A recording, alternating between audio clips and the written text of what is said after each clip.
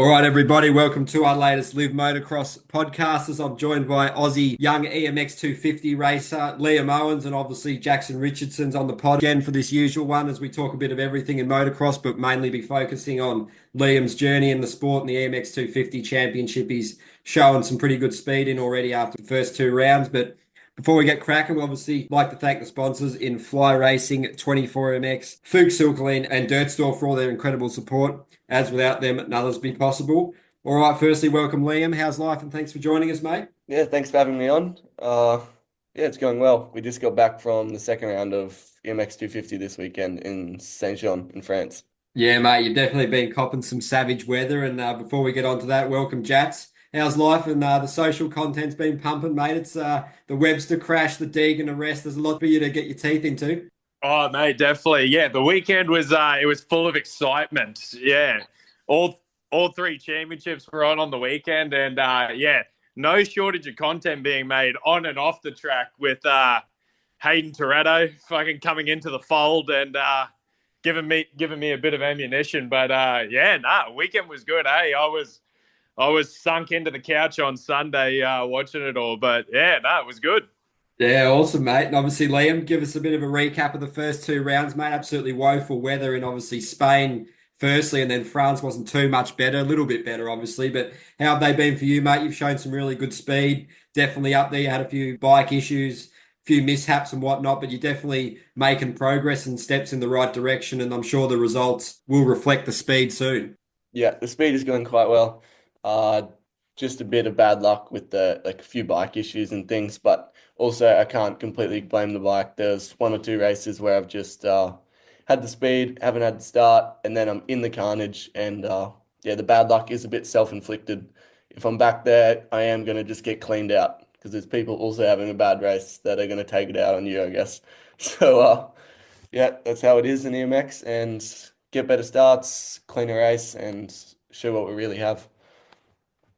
Has it been much of an adjustment being over there, Liam? Like adjusting to these tracks, like compared to over here in Oz? Because I see especially with a lot of the Euro tracks, there's a lot of like heavy elevation and most of Yeah. it like up a lot of uphills and downhills. So is it much of an adjustment? And with the surfaces as well?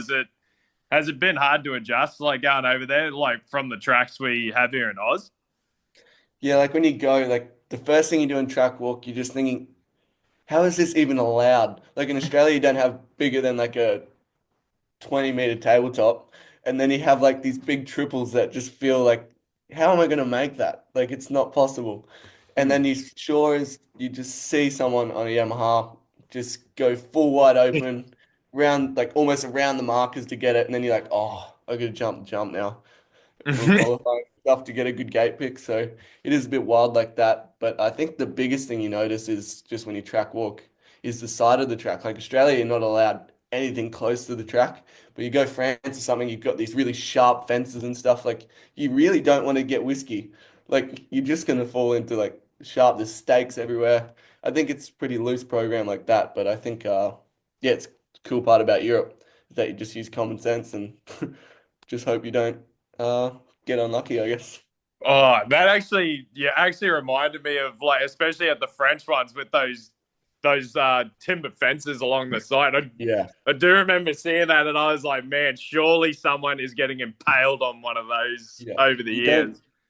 the first like few laps, like when you've never seen it before, it's like it really worries you, and then you just get used to it and you don't even look there anymore, and then it's good. Once you Mm. get out of the head, it's fine.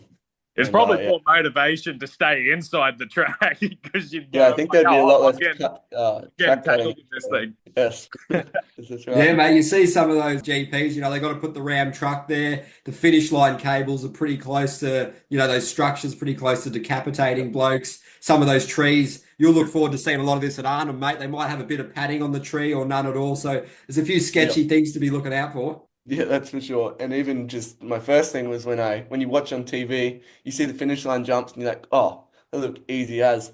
And then you go there and then you're like Twitch and Tail GP, for example, you're full gas and pulling as hard as you can, at least on my bike to make it. And then you realize how big the jumps really are. And it's yeah, pretty wild. Yeah, the TV definitely doesn't do it Yeah. justice, eh? Yeah, that's right. Yeah, mate. And obviously, we spoke last in January, and you're deep in the grind of pre-season, which you began in the November. So you're in Spain then. Now you're obviously back where the team's base is around that Germany, Netherlands area, mate. So how was the last little bit of pre-season? You were doing a couple of races, one in Italy, your race, and the brutal Lierop one as well, mate. So how are those two? And the preparation you had heading in was obviously holding you in good stead to be right up there with the fast guys. Yeah, I feel like the preparation in training and everything's been going quite well. Like starting to hit my marks, going quite good on the fitness side, but testing and everything looking a lot better. Yeah, able to go full 30 minutes, full gas now, which is always great. Um, yeah, so yeah, it went quite well. Just kept progressing and kept hitting my marks for the end of the leading into the first preseason races. Um, didn't go the best just because I haven't raced in like I don't know almost a year after my shoulder injury. So it was interesting. It was good to be back on the line and go back on with the World Championship guys. They don't mess around, so it was quite good. I had just not the best weekends. I think Lear Up I crashed a bit just because it was so rough the track, and I think I crashed. I actually got a decent start at Lear Up. I crashed, and then there was a yellow flag waving, and the guys were just still jumping, and this guy landed on my bike and then like broke the I don't know what it was, like the fuel hose off the bike, so I couldn't finish. So had to push it back all the way from the back in the deepest sand. I was not happy. And yeah, and then the next race, I think I just crashed or something silly. But yeah, we're building in the right direction. After these last two EMXs, I'm racing back in the fitness and getting used to the intensity again. Yeah, but I'd imagine those sand races over there are next level because I'd imagine like your experience with sand just would have been somewhere like Coolum or something. That's Yeah. that's really over the last couple of years. The only track on the nationals calendar that's like somewhat sand. Yeah. Like, was it a bit like was it a massive shock to you when you like rolled up there and you just got these Volkswagen Beetle size sand rollers out there? Yeah, it was insane. Like my first time coming, like just the first time coming here and moving with the team in the winter is probably the toughest part. Like it's just ruts to go the whole straight and there's bumps, there's big G outs. It's the wildest thing ever. I had to change my technique so much because in Coolum and stuff, yeah, the sand was deep, but you could get away just full hard pack style, like with a bit of the straight legs and kind of just have a decently sound technique. Where in the sand you have to be do everything right, otherwise it just bites you here. I think that's probably the biggest difference. It's just being more of a cleaner style. Uh yeah, but Leerop was the wildest race I've ever done. It cupped out, it gets like two bumps and then it cups out at the bottom and it Oh, almost goes backwards. Like on the first lap you see someone coming by you and they're almost doing a backflip or they loop out because it's so yeah. steep. It's you see some funny stuff. But yeah, Oh, I could imagine. wild. Yeah, I was going to say, mate, obviously you might not have raced all of them, but Learop's brutal, Riola, which is the next round in the GPs, is absolutely savage. Arnhem as well, that's a bit more harder, like hard Yeah. square edge bumps develop on that one. And then you got like the piece de resistance Lommel, mate. So which of those, obviously, from your experience and talking to people, are the most brutal, mate? Because they've all got their own separate, unique challenges, don't they? Yeah, I've heard Riola's tough just in the way of maybe not the track so bad because it flows quite well and it's really fast, but I think it's quite hot every time they go there each year. Mm. So I think Mm. it's one of those ones they just go there to suffer. And it's not always the most skilled guys, just the guys that can rip and are really fit. And then you have Lommel. I think Lommel's just a grind. Like, you have to be someone. If you win Lommel, like you for sure have a seat the next year. That is the one good part about it. If you do a good race, it is very helpful, especially as an EMX rider. If I when I race there this year, so that's the goal to have a good race there. Um, and then Arnhem, yeah, it's a bit more Coolum like for the Australians. It's a bit more hard pack, square edged, but it does get ruddy and rough as well. Yeah, have you noticed like with the way that like the Euros prep the tracks over there and do they form up like does the service like form up similar to like a Aussie track that you've ridden before? Is it like a completely different way that the track shapes up and like with bike setup, is it a lot different to being out here in Oz?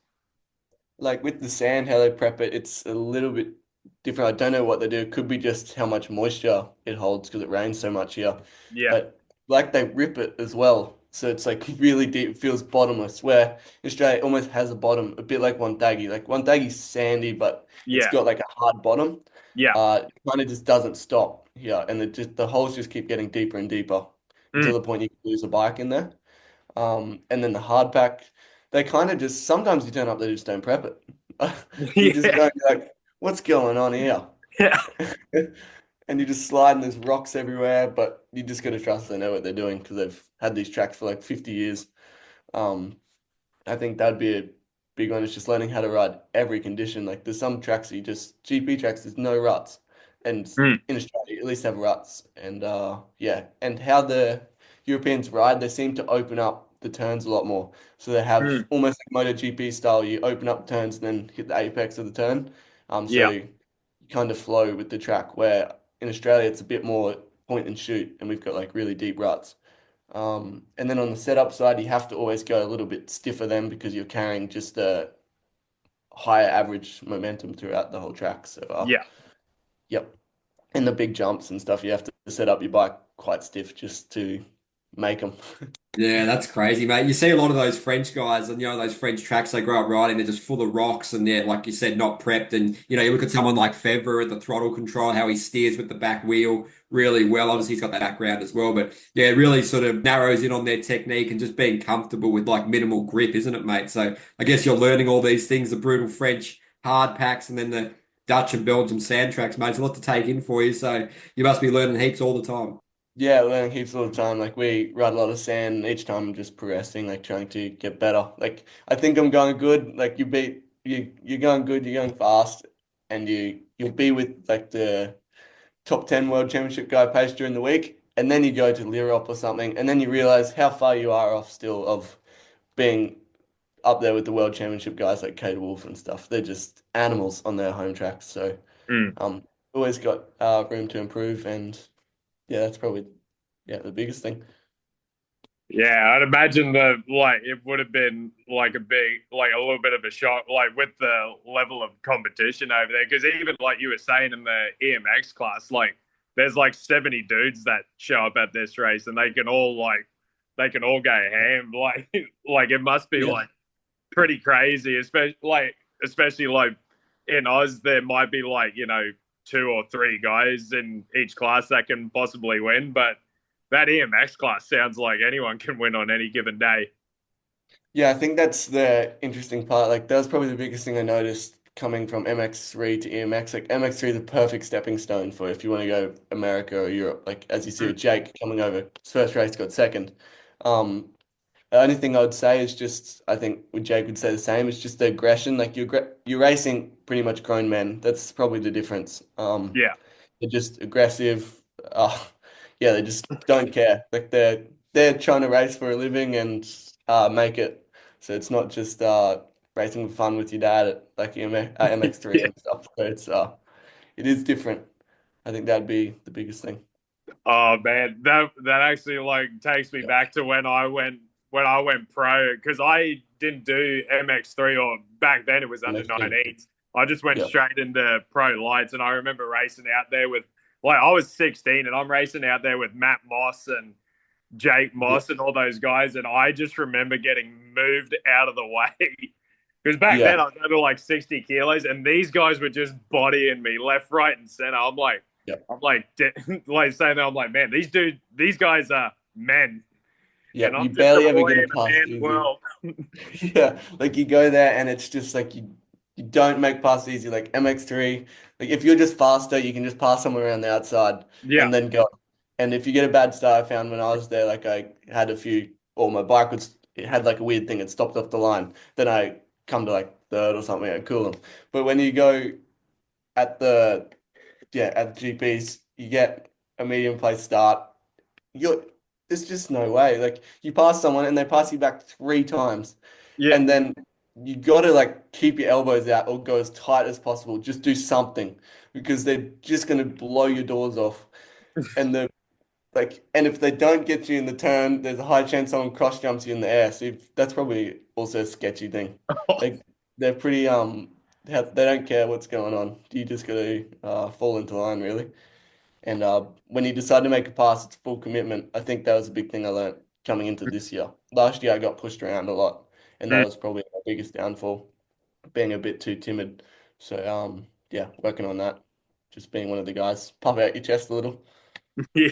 Yeah. Yeah, mate, it's crazy, isn't it? Like you were saying last time, you even look at those MXGP guys like Geyser, Hurling's Febvre. You can see the swagger they have, the confidence, and that'll be you Yeah. one day, mate. But you look at those MX2 guys, that have come out of EMX250 like we spoke of, and Valon won it last year. He's like already podium speed in MX2, isn't he, mate? Latta, same. He even got a podium last year in MX2 in Yeah. Italy. Volk, like he's already up there. He got a podium moto finish at the first round, didn't he? And then the year before, you had like Bonacorsi, he's already in MXGP. Zanke, podium already on HRC. Pruniers, Marc-Antoine Rossi, factory KTM, injured at the moment. Razoulis doing great stuff on the Yamaha MX2. Like, it's a great stepping stone, mate. So there's always eyes in that class. So if you put your best foot forward, there's rides available and good factory ones as Yeah. well, especially with things like Triumph, Ducati, new teams coming in, mate. So it's exciting that there's more opportunities for you guys. Yeah, it's a good feeling. Like when you have a good race in EMX, you realize that you're not as far off as it feels. Like sometimes you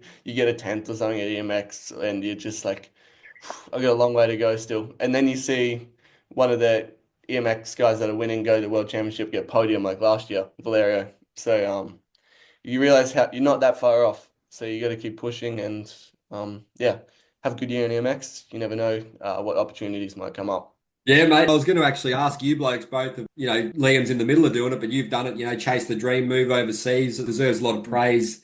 It's awesome effort. Like huge respect for sacrifice and all you have back at home to chase the dream. And I guess it's like all paying off. As for you, Jats, you sort of finished the racing career, mate. But yeah, it's really cool that I guess those Aussies and dudes from South Africa. It's kind of like that determination, and it's like you got to give it a crack because there's kind of no turning back. I know you can always race back in Australia, but there's not those opportunities come around all the time. So I guess you're just working super hard, repaying the faith of your family for all they've done in your junior years, mate. And it's you don't want to really go home. You just want to keep at it for as long as possible. So that must be, I don't know if it's pressure for you, mate, but it's just really cool that you're having a crack, isn't it? Yeah, no, mate, definitely. Yeah, no, there's definitely pressure there, especially like it's a big commitment from everyone, like not just the rider, but the family, uprooting your life to move over to a different country. And like that's why I give like Liam and Jake Cannon and all those guys over the years that have gone over to the GPs and moved to Europe, I give them massive respect because at least I got to go to America where it was like a little more comfortable. I speak the same language, the food's similar, pe- the people are pretty good for the most part, but like to move over to a place where like everyone speaks a completely different language and it's like just an absolutely complete different way of living over there. Like I can't imagine what it would have been like to be over there, especially these guys doing it at such a young age. Like, man, I just give them all the respect in the world. Yeah, Liam, just tell us a bit about it, mate. The adaptation, obviously, like Jats was saying, you got language, you got weather, you got diet. There's just a lot going on for a young bloke, isn't there? Yeah, a lot going on.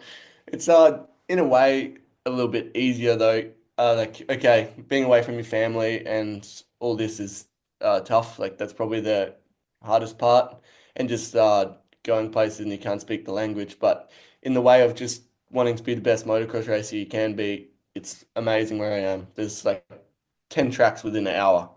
Like you can go any direction. I can run my bicycle to one track, like just down the road. It's like 10 minutes. That is one benefit of being here is you're like in the mecca of motocross.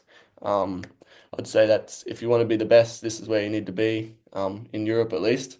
I think it's a big benefit and just the weather and learning to tough it out and yeah, it makes you stronger, I think, as a person as well. Just being a bit Mm. more resilient, like when people don't speak the language or even just with other people's emotions, not caring as much as a motocross racer, it's important to not be so worried about what other people are thinking. And I think that's a cool thing about Europe. Like you have someone just screaming at you in another language and you think they're saying hello. Like, hey mate, how are you?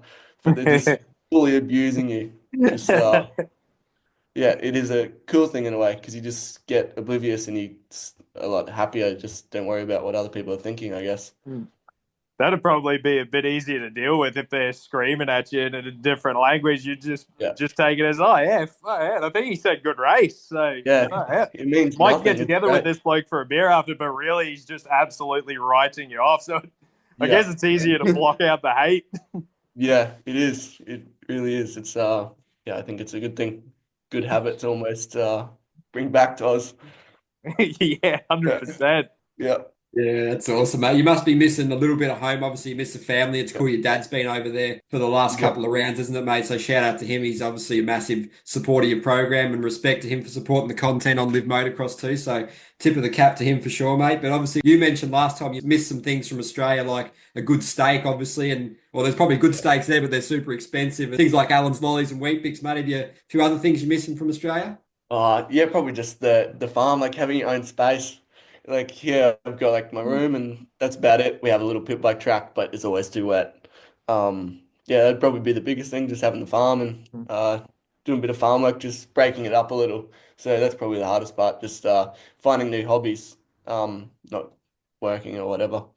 I think that would be probably the biggest thing that I'm missing. And just like mates, obviously, and yeah, and good prep tracks. In Australia, we actually are pretty lucky. Like you don't realize that, okay, you got to drive 2 hours, but at least when you drive 2 hours, the track's prepped, even though it might not be the Aussie standard. It's great.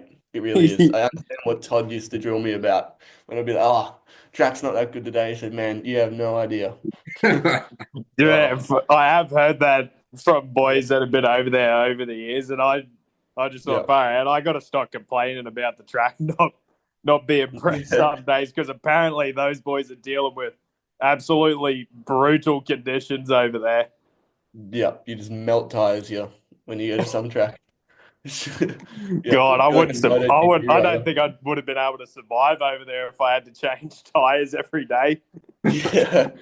Yes, you need a good tire sponsor. Yeah, there would have been a lot of pinched tubes if I hadn't Yeah. gone to Europe. That's for sure. Yes, that's right. No, I didn't know all about that, Jats, with the, Australia and the tracks. Obviously, there's just not the sheer amount that they have over there. So you obviously, you had a track close by growing up, mate, and all that. But, to go anywhere else, you'd have to travel. And all these guys in Australia speak to is just, getting track access, public tracks, if they're open, private tracks, getting access to them. It's a bit of a minefield and just the time wasted in the car. So I guess start with you, Jats. It must be just, yeah, you know how it is in Australia, and then Liam, you can Mm. follow on, mate. Just the convenience, and you're just exposed to elite competition all the time. Even if it is like a 50-year-old dude, he's still fast on those tracks, eh? So you see it all. Yeah. Oh man, I was very fortunate to grow up here in Cairns where my track was only I had one track in the backyard, another property where I had another track and a supercross track that was only 10 minutes away.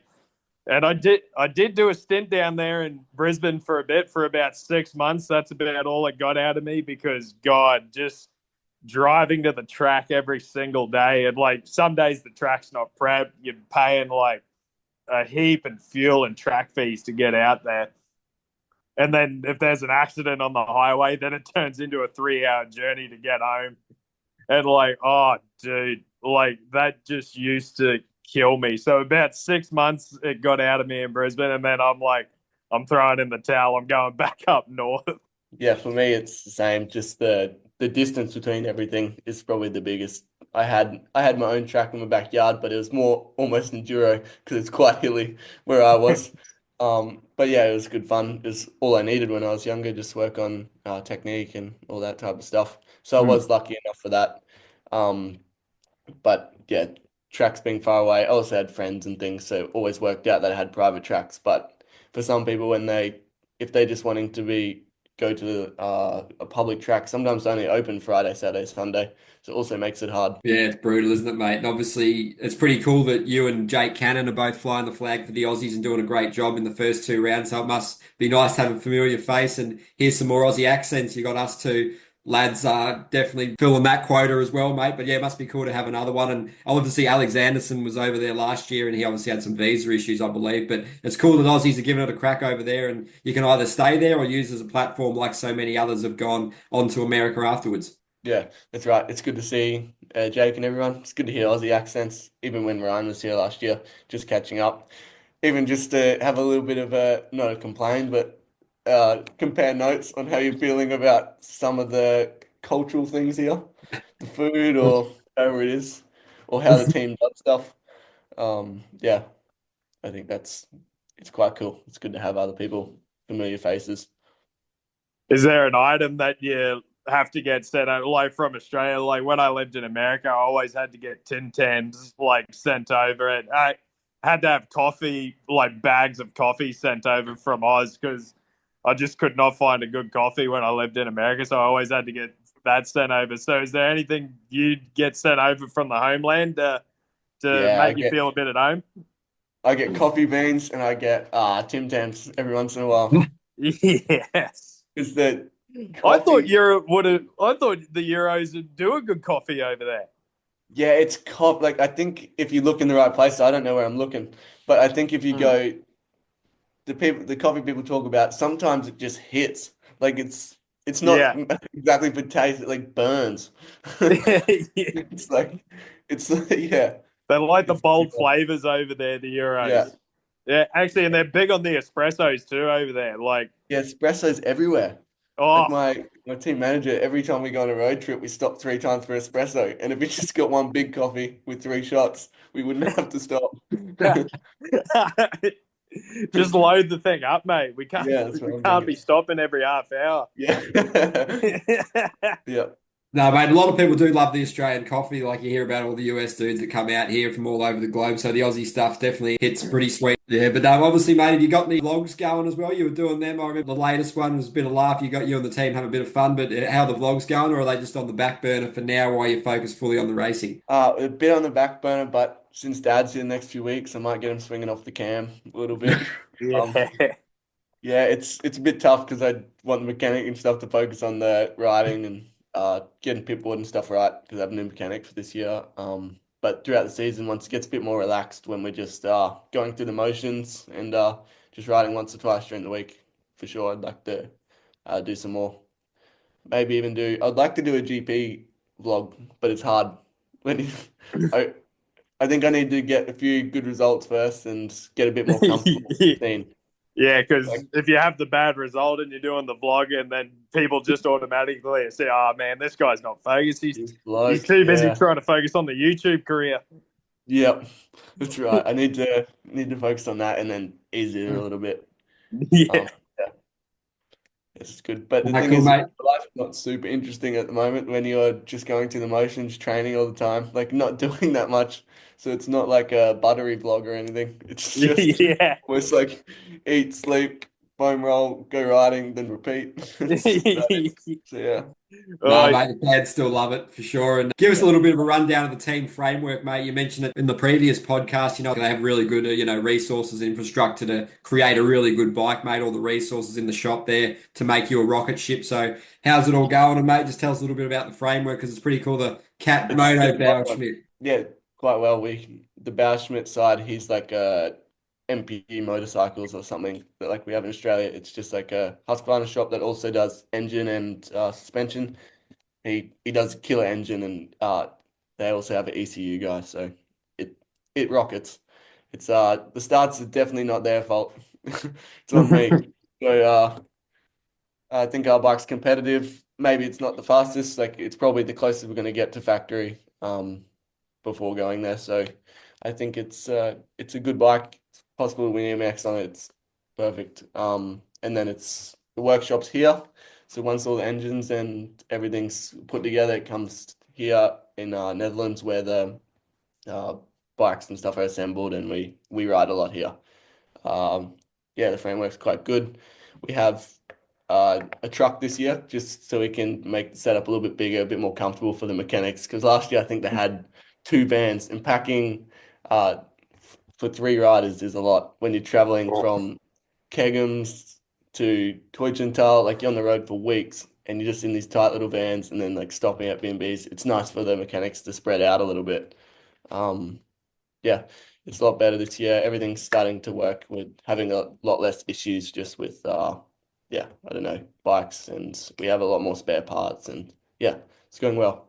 Yeah, mate. Obviously, looking at, you race the same weekend as the MXGP, MX2 guys. So you're looking at, your Hurlings, your Geysers, your Fevras, your Renaults, your DeWolfs, Adamos, Coonan brothers, Langenfelders. You see every weekend these guys when you get a chance. So who are some of the ones that stand out so far, I guess, from the first two rounds? Obviously, it's always cool to watch it out, and you obviously get to see them in training, how much they rip as well, mate. So yeah, just tell us a bit about who's impressed you so far this season and how much you can learn from them just by watching them. I think Everett's impressed me a lot, considering he hasn't rode that much. He had I think it was a spinal or neck injury last year. Yeah. He Oh, wasn't even sure if he was going to be able to ride. And yeah, he wasn't even sure if he's going to do Argentina. And now he's spread weight, so it's quite impressive. He's been really good. Yeah, he looks a lot like his dad actually when he's riding, especially in the mud. It's frustrating. I watched him. I watched the stream after Kozar when it was really muddy. He's standing everywhere, looks clean, and then I just know what I look like. Just both feet off, just peek down, just flat out. And then I watch this guy doing that, and he's like 20 seconds faster or whatever he is in the mud. And you're like, what's going on? I'd oh, say him. And then the EMX guys, obviously, that just moved into World Championship, like Mathis and stuff. They're showing good speed. It's good to show. It's good to see that if it goes well this year, that you can hang up there too. Um, then GP class, I'd say, oh man, it's hard. The guys always show up like Roman and Tim. They're pretty hard to beat. I think Tim will be hard to beat this year. I think Lucas could probably string a few together, but I think his arm's probably still bothering him a little bit. Although I'm sure he has some good painkillers. got a few shots of cortisone in there to Yeah, get through something. the season. Because there's no way that doesn't hurt. Oh, I what want did to he go end down up the doing hills. to it? I don't know. I don't know what he did, but I don't think it's exactly what he said. I think it's probably more. Oh 'Cause it looked God. sore. It looked like he was crying almost after the Argentina race, like how much pain he was in. Oh God, that's I think they thought he was happy, but to me it looked just painful. yeah. Yeah. Yeah, they're brutal. You hear about Renault racing through the injury, what Coonan's doing. It's pretty gnarly, mate, and it's especially on those tracks as well. Like you were saying, mate, it's definitely demanding on the body in different ways, those two rounds, the tests, mate. So I guess how did you find them like in terms of heart rate? Obviously, maybe a little bit lower in Kozar as opposed to France, but you would have just been hanging on with everything you had, like the core muscles, everything's engaged. The legs must have been absolutely burning, mate, after Kozar, and then France, different beast as well, isn't it, mate? Yeah. I think the hard pack's okay. Like mud you just like saw the next day. Like mud, Yeah. even in France, it wasn't that it was just wet. Like it was still Mm. fast. It was just fast enough to make it sketchy because it was still wet, but they got a dry line. Yeah. So that's also sometimes worse than Kozar because at least you stay slow speed. Um yeah, the French guys still rip no matter what the conditions. So that makes it quite hard. Yeah, that's the main thing I notice. But when you go to the sand, it's just no matter what type of sand it is, it's really hard to keep your heart rate down and last the 30 minutes. I'd say the hardest for me at the moment is like your Kegums and those type of tracks. It's a bit like Gilman or something where it's got that little bit of sand on top, but it's still Mm. wide open and it just gets that little berm and they're just so good at like power sliding everywhere. So I think that's a big thing for me to not be too far back in those ones. Like in the qualifying sessions at those races, everyone's so close. It's like 2 seconds from first to 15th or whatever it is. Sometimes even on the just on 1 second close to each other. Man, man, that just sounds brutal. That Yeah. actually gives me nightmares because I always hated rocking up to like one of the tracks on the calendar, and there was just a like super long straightaway. Yeah. I hated going like fifth gear wedge. It always scared the shit out of Yeah. me. Especially going to a place like I remember a track Shepparton, they had this long back straight. It was fucking Yeah. absurd. And it was just like ruts, like 10 ruts across the whole thing. And I'd just be like, far out. I was like a guidepost when like Wilson Todd and Mitch would just blow by me. I was like, this is absolutely absurd. Yeah. Oh, it's good times. Obviously, tell us a bit about your teammates too, Fredzo and Groitman. They're obviously absolute weapons as well, mate. So cool to do a lot with them. Obviously, you probably train with them, do everything with them, mate. So they're like family slash mates, I guess. So you all get along, mate. I'm sure you have your moments, but it's good to keep that sort of friendship and that competitive vibe high and a good level to test yourself against too. Yes, yes, it's great. We're like a big family now. We all pretty much have dinner together or whatever, just like in the kitchen. I think everyone cooks their own thing because, diets and all that.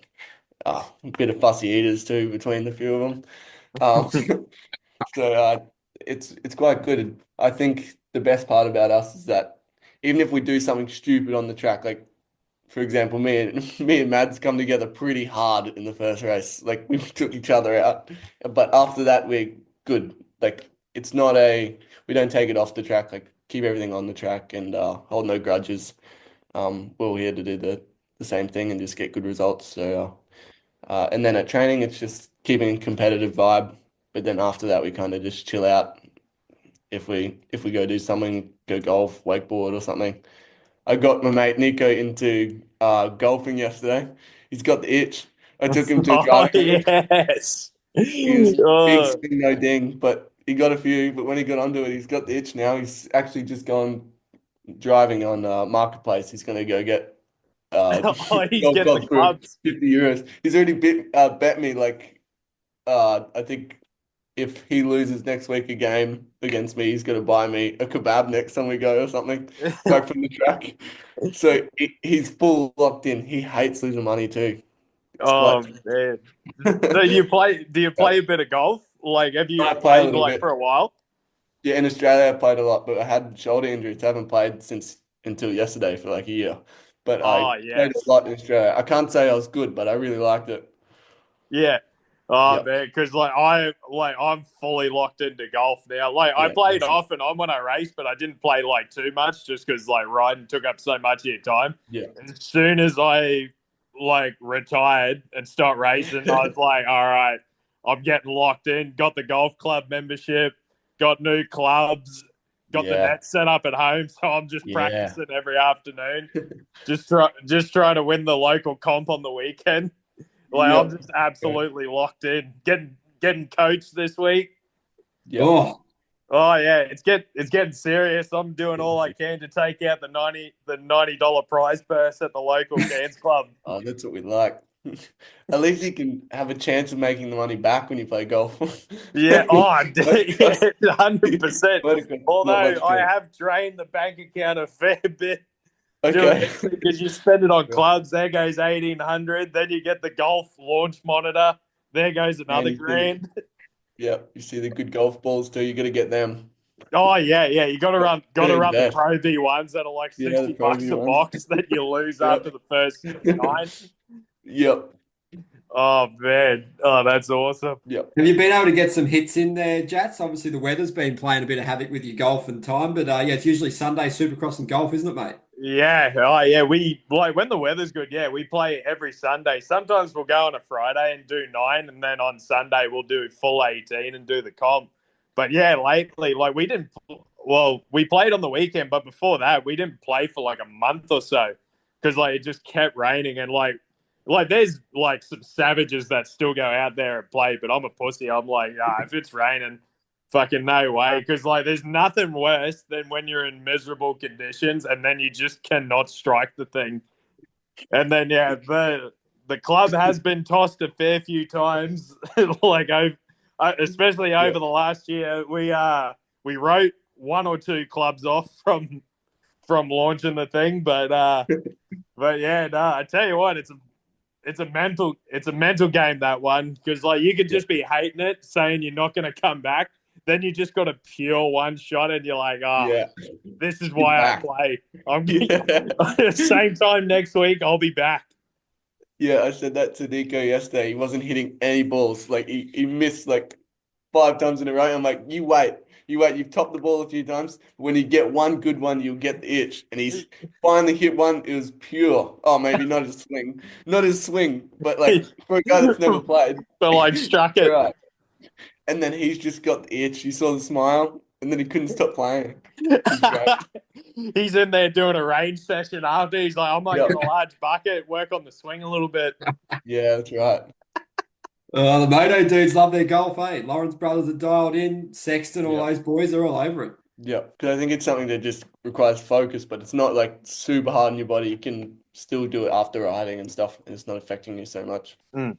Yeah, And still absolutely. keep that competitive spirit going. Yeah, that's for sure. Oh Yeah, There man, is a bit of luck involved when we play. oh man, that's like me and my mates. Like everyone's got the golf net set up at home, so everyone's going home and just absolutely grinding, putting the back out, trying to outdo each other. Yeah. That's awesome, mate. Really good to have a chat to both of you. Awesome podcast, that. And I guess before we wrap up, any final thoughts? Obviously, the week ahead, we'll start with you, Jats, mate. Obviously, golf, supercross, elite content on the cards. And then for you, Liam, just training, mate, and then getting ready for the next EMX250 GP in a few weeks in Trentino, mate. Jats, you go first. Yeah, mate. Yeah, it's yeah, we're gonna be like sunk into the couch once again this Sunday, watching the Subi. I think we're going to Seattle this weekend, so the West Coast Oh, boys it's are going to back. be so wet. Oh, is there talk of rain? Yeah. Oh, Oh, it's been raining for like 3 weeks straight, apparently. oh God, far out. I couldn't think of anything worse. That place is brutal enough just without rain. So yeah, no, it's gonna be interesting for sure, especially now that Chase is back in the hunt. Yeah, it'll be interesting. And then we'll see if Deegan keeps the ball rolling along with the off the track debacle. And then I think there's just going to be those t-shirts. Actually, how was those blokes coming out with the t-shirts the next day? They must have had the shirt printer on standby. I couldn't believe it. Yeah, so I'm keen to see what happens this weekend. It's going to be wild, like especially if it's been raining like for 3 weeks. Yeah, Liam, what's a preview ahead of the next GP? A few weeks, busy training, no doubt. Yep. I think if on the Hayden Ding thing, I think if you're gonna be arrested for anything, I think that's probably the coolest thing to be arrested for. Oh, And it's actually okay. 100%. Yeah. Tell you what, better getting caught doing a street race than getting a DUI or something like that. Like I think his street cred just went up a couple He notches just got after that cooler. one. Yeah. Yeah. I think within the next few weeks, we're just gonna buckle down. We'll do a bit of sand, a bit of testing. I think I'm gonna try air fork. Apparently new air fork's better, so we'll try a few different things. I think today I'll be working a lot of starts. We got the lights and stuff set up. We're gonna try a few different techniques and just see if we're shifting properly and what's going on. Try and break it down a little bit because trust me, starting 20th is not fun. It's just not. So I think that's probably going to be the biggest focus through the next few weeks, and just keep maintaining the speed and yeah, just getting more efficient, and then building speed. Hopefully, that's even better if I can build speed, but maintaining is also fine because I think I have the speed to do it right now. So yes, should be good in the next few weeks. I think we have 3 weeks off, so we also have some chill days. I think this weekend we have off, so we'll be watching Supercross for sure with all the teammates and gather around the TV, and yeah, should be good.